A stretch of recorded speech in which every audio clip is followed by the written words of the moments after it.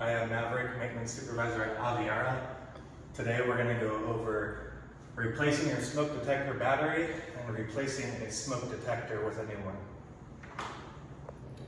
To remove the smoke detector from the ceiling, quarter turn to the left.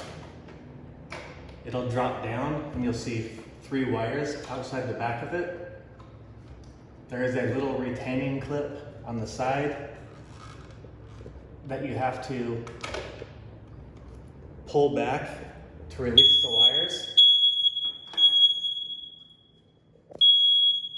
Take your new smoke detector, line up the wires, push them in, you'll hear a beep, that is normal. Twist it back into place, remove the pull tab. Now to go over replacing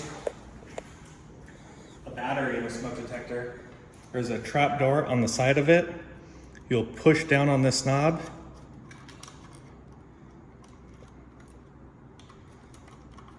To open it up, remove the old battery, place the new battery back inside.